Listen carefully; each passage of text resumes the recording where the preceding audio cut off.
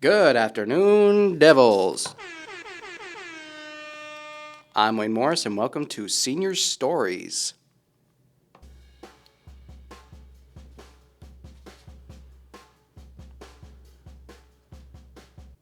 Today I'm visited by my good friend Isaac Sanchez.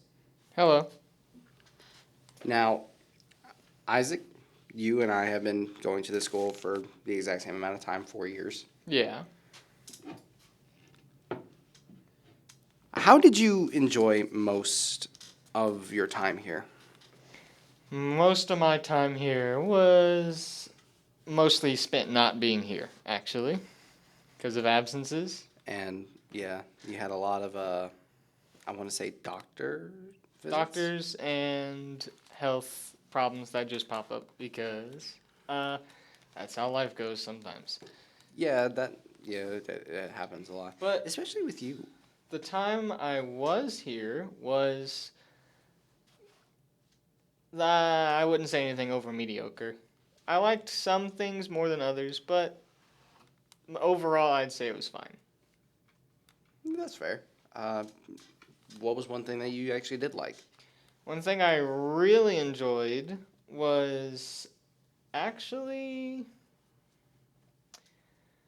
despite not liking the class and not wanting it, I enjoyed my time in theater. Yeah, that's fair, and technically I could say the same thing. Though I wanted the class, I'm gonna be honest. I said, put me in an arts class, and they said, here's performing arts. And I'm like, that's not what I had in mind. But it worked out eventually. It did. It did. Um, at the same time, what was one of the things you liked outside of school? Like something that we might have did. Outside of school was probably just my time playing games with friends. More recently, my favorite game that I've come across that came out, I believe it was this year, it was Marvel Rivals. If I'm right, that came out a little late last year. It came out like at the The very tail end end of last year or at the Yeah. start of this year. Yeah. Well, actually, season 0 was last year. Season 1 started this year. So Yeah. technically, it released last year, came out this year. Yeah. So Yeah, and I understand that because you and I played that a lot. yeah, I've been trying to climb ranks in competitive with a friend, and we'll go on a winning streak, get right there, and then the losing streak will kick in and just lose everything we've made for the day. I know how that feels. Very God, do I know how that feels. And boy, does it hurt. It hurts a lot watching the elo drop and watching my rank demote. Yep.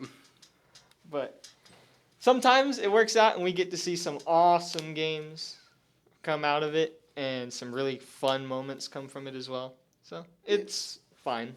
I don't mind the losses as much. That's fair. Um, well, this is more of a personal question.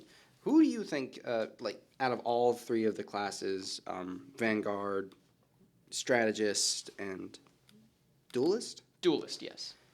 what do you main out of the three? I'm not gonna lie. My main is between support and Vanguard. Uh, my main character for DPS is Bucky. Okay. I enjoy Winter Soldier. Bucky. My main healer that I really enjoy is Loki, and my absolute favorite Vanguard is Captain America. That kind of seems basic, but with his difficulty level, that seems right.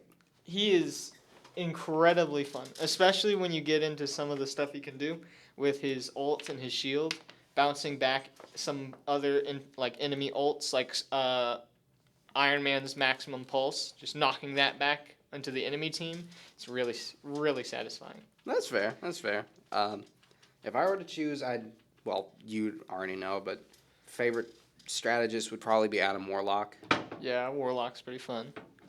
Favorite duelist? Do not call me basic or no skill for this because I actually play him with skill, but Moon Knight. Moon Knight, yeah. Moon Knight's pretty fun sometimes. Just to toss it into a group of enemies and just hear all the ding ding ding ding ding ding from damage. It's pretty satisfying. It is. It is. And originally, my favorite Vanguard? was, even though I played him like once, was Thor. Thor. I have another friend that really enjoyed Thor. But after playing Thor, I played one other Vanguard who I have only played him over everyone else, and that is Magneto. Magneto's my second Vanguard. If somebody takes Captain America and we need another Vanguard, because Magneto's also just. Sometimes he can be like, he can seem impossible to kill sometimes. Yes, he can, unless you have someone with a freaking iron fist. Or a Wolverine. Wolverines Or are Wolverine. Nightmares. They really are. And oh my god, I can't. The last time I played, I got jumped by both of them. The last time I played, I actually took up a couple games as Wolverine. It is incredibly satisfying, but he is so annoying because I see how short some of his cooldowns are, and I'm like, I hate it, but it's so satisfying. Yeah. You just tear through tanks like it's nothing. I think I need to play him the next time I play. Then again, I could probably just ask you over the weekend. So. Yeah.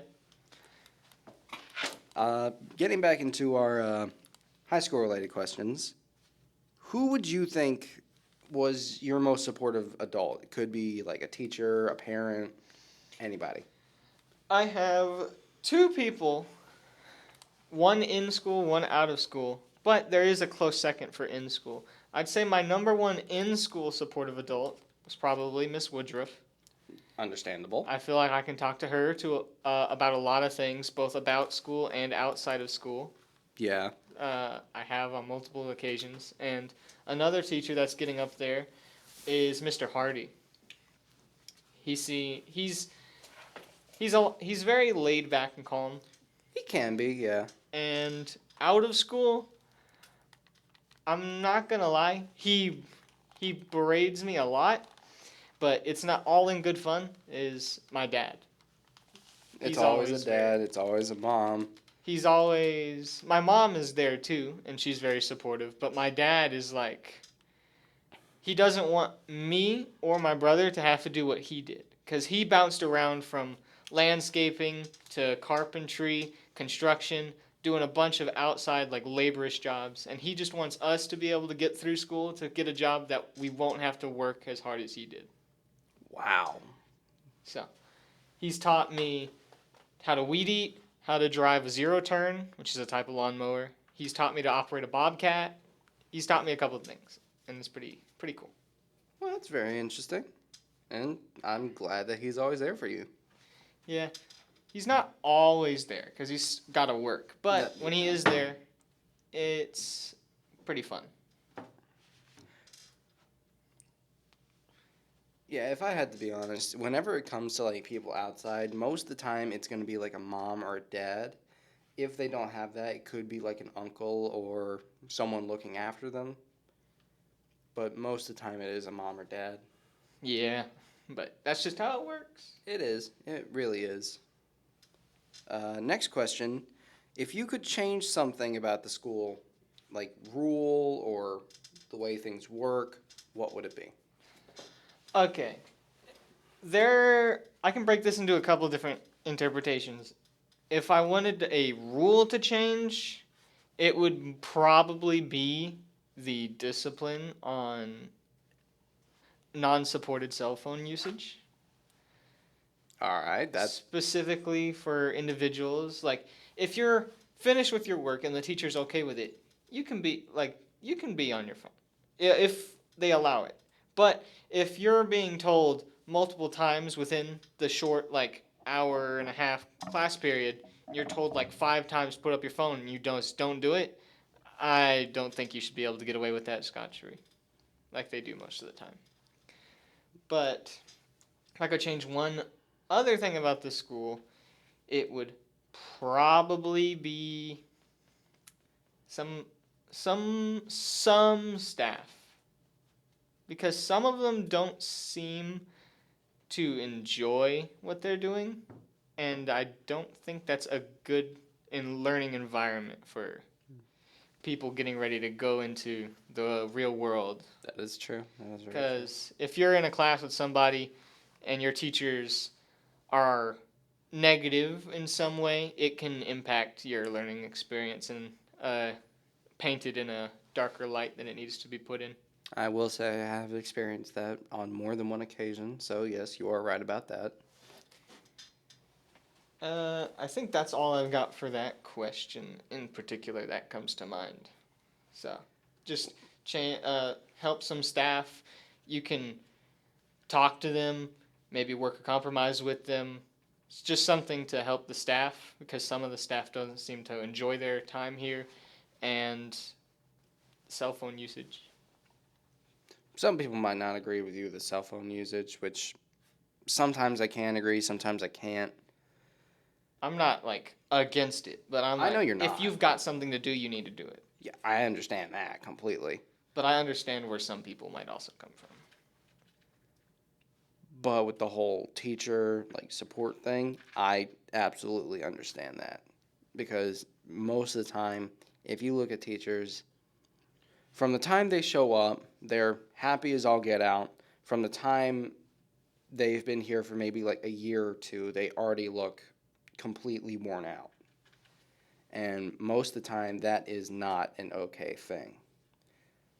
So it would be nice if people could reach out and maybe see if they need any help with anything. Because it's never an okay thing with any type of workplace. There's always, if you're having a hard time, you can ask like a boss and maybe they'll give you a day off or something. But for teachers, it seems like they can't ever get a day off unless there's some emergency going on that requires a day off. Which makes no sense in most cases because some people do just need that day off, that one day where they can sit back And relax. and clear their mind of all negativity and all of that. Some people get denied that. I have seen one of my favorite teachers a couple years back be denied a very important date for an off, and it actually broke their heart. And I just Don't agree with it. I did not agree with it. It kind of hurt me seeing them be so broken. It's not a good thing, but hopefully something that can be fixed in the future. Hopefully. I mean, hey, if the people after us can work hard enough for it. If you work hard enough, anything can happen. That's about all it comes down to. You just have to try. That is true. And keep trying until it works. That's very true. Next up, what are your plans after Jackson? What do you plan on doing afterwards? So, immediately after graduation, I don't know that I'm going to get a job right away. I know I'm not going to college right away. My eventual goal is to become a animator or story maker of some kind. I plan on starting a YouTube channel to create a story where I can share it with others because I want to make something that people can come together about, like a story. You see these fandoms where people can come together and talk about it, make theories, and then just enjoy themselves and make new friends. I want to do I want to make something like that. I mean, hey, if you need a voice actor, I'm always up for it. Yeah, I've been thinking about it because I want to do something, but I have been very on the edge about getting friends or family to voice act for it because I don't know if I want to do voices for it or not because it'll be the first thing I do. Yeah, I gotcha. It could be a little better to let people interpret how they think the characters should sound for the first thing at least. So kind of like a silent film in a way. In a way. It would have text and context, but it would be mostly silence besides background music that I could potentially do something myself for because I do have a electric guitar that I have been trying to learn how to do something with, and hopefully I'll be able to use that in my process. Hey, if you need a bass, I'm your guy. Good to know. I'll keep that in mind. But I'm probably going to take a good chunk of time to figure stuff out, and then I might go to work with my dad for a while in landscaping. I'd either go out and help with the landscaping, or I'd help operate around the job building, like the main building, where customers will come in and purchase plants and stuff because he works at a nursery slash um, landscaping. So I could work either on a truck doing landscaping, which is not what I would prefer to do, but I can if I have to, or work around the nursery, watering plants and maintaining and helping customers. All right. Well, that's a very interesting detail. I never knew that about you. Yeah, I don't really talk a lot about it. Well, then again, you barely talk when you're here, so. I keep very silent most of the time. In fact, most of the time you and I are actually talking like one to one on this. It's most of the time over the phone at home. Yeah, because I'm more comfortable at my house. As am I, but hey, what can you do? Just an anxiety thing. Social anxiety is the worst. Theater did help with that though. It That's one of the things It I did. enjoyed about theater is it helped a little bit with my anxiety. Hey, you always could use that little bit of extra help. Yeah, always. Okay, this is the last of the planned questions.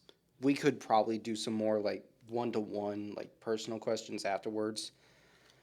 But if you were to give any advice to like future freshmen, what would it be? Don't be afraid to tell the staff when they've made a mistake. I was put into Spanish 2 on my freshman year despite not passing Spanish 1 the previous year because the previous year we had to deal with a certain unlucky number 19, which led to homeschooling completely for about a year or two. God, And I hated that. there was a mistake on their part. I did not get access to my Spanish class digitally until the end of that school year, and I was like, I am now 400 something assignments behind. I'm not catching that up. I'm gonna do my other stuff. And I did my other classes and did somewhat okay with them. I passed it at least, but I did nothing in the Spanish class. And then freshman year, when it comes, they put me in Spanish 2, and I didn't say anything, and I ended up with a constant below 50 in that class. And eventually the counselors realized their mistake. And by that time that they put me into Spanish 1 like I was supposed to be, it was already the tail end of the semester, and I ended up failing Spanish 1 with a 69.5 and had to go to summer school for it, unfortunately. God, that is crazy. It was very unfortunate, and it's most unfortunate because I didn't want to say anything, but I saw kids cheating on the final. Oh, yeah. I didn't want to be rude. You didn't want to be that guy? Did not want to be that guy because it was freshman year, and I was in class with some non-freshmen, and I did not want to be looked on in a certain light, so I didn't say anything. But the fact that they passed and I didn't upset me a little bit.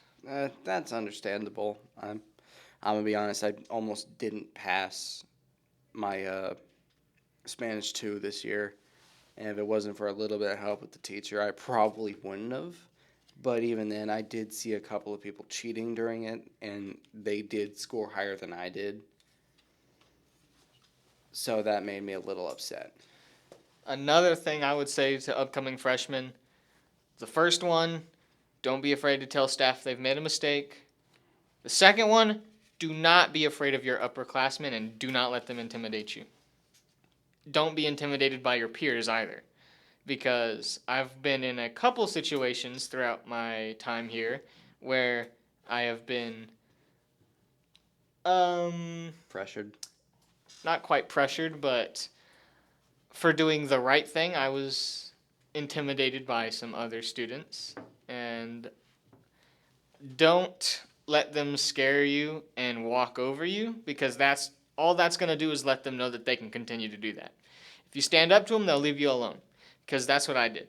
I told them exactly what happened, and I told them that it was me. I was the one that did it, and they walked away. Nothing came of it. So don't be afraid of your peers. Don't be afraid of your upperclassmen. Your upperclassmen are probably about as prepared as you are for the real world, if we're going to be honest. And I think everybody can relate on the fact that they don't completely enjoy school. So you've got at least one thing in common. Yeah. So don't be afraid to talk to upperclassmen because that's another friend you could have made that you wouldn't have made because you didn't talk because you were afraid. So don't be afraid of them. And do not be that person that always has an excuse for why you don't do your work. Yeah. No, not to like personally like point anybody out, but most of the time those people do not make it very far in life, and most of the time if they do get a job, it's most of the time like $14 an hour to even like $12 an hour. So that's not very good. I understand that some situations can come up in life where you might not be able to find the time, but you have to be able to find some sort of compromise. You can't just rely on the same excuse over and over because that's not going to get you through high school. And it's not going to get you ready for an actual job. Because what an actual job will do, when you get a job and you are always coming in with excuses, they're going to fire you. This is true. Because if you've always got an excuse and you've got nothing to show, and somebody else could have something to show and have no excuses, they're going to let you go for that ideal person. They're not going to keep around somebody that's, forgive it, my language, dead weight. Because that's, You're right. You're it's- right. it's not going to be easy. Yeah, you were absolutely right on that. And if I'm being honest, I once knew a guy when I was working at let's just say a diner that has a double H in the name. One of my coworkers was constantly coming in, always going like, "Ugh, I don't want to do this today." Um, Always finding some sort of excuse to get out of work early.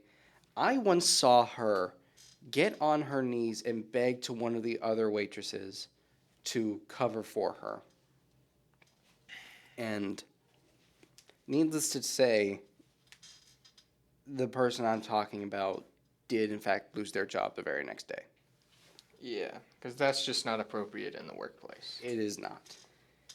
And it would not be appropriate in school either. So do not rely on other people to do your work. You can rely on them to help you, but do not rely on them to do it. Because what that's going to do is they're going to be ready for those real world situations, and you're not going to know a single thing. Yeah, this is all very true. Well, thank you, Isaac. And that is going to be it for today's senior stories. It was a pleasure being here and pleasure talking to all of you. So have a great day or night, depending on whenever you're hearing this. And we will see you later. Good night, everybody.